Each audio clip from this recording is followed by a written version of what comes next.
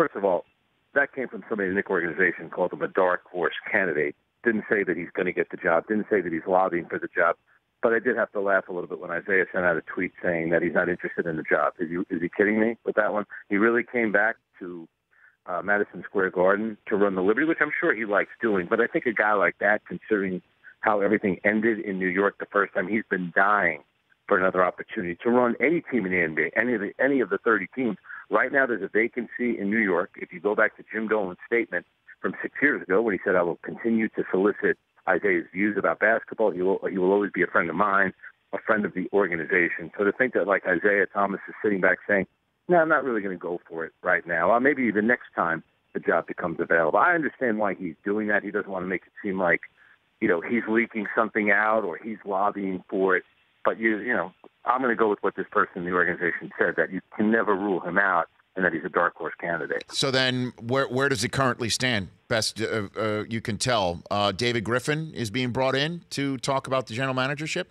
Yeah, I'm not even sure how far along that is. I mean, obviously he would be a candidate. My thing with the Knicks always is there always has to be some kind of connection here. And when it was Isiah Thomas, that was Magic Johnson turning the job down and telling Steve Mills and Jim Dolan, you should hire Isiah. Then when Donnie Walsh got the job, that was really the league kind of pushing Jim Dolan, saying, listen, hire either, I think it was either Donnie Walsh or Jerry Colanzo. Let them come in, experienced guys, well-established, let them run it.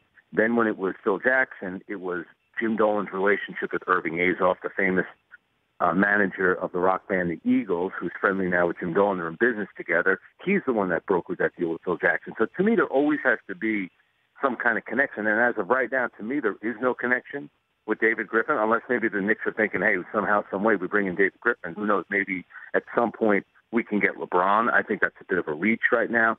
So there always has to be a connection, and I really can't find one between the Knicks and David Griffin. Because remember, the job has been available a couple of times. Why didn't they go after R.C. Buford? That's the best in the business. The Knicks can blow everybody out of the water with an offer. So that's not to say that David Griffin can't do the job, but why not call R.C. Buford as well? So there always has to be some kind of link, and right now I can't come up with one between the Knicks and David Griffin. The Rich Eisen Show, weekdays at noon Eastern on radio stations across the country and audience. Isn't it amazing you can download an app with your thumbprint? You should download our app with your thumbprint.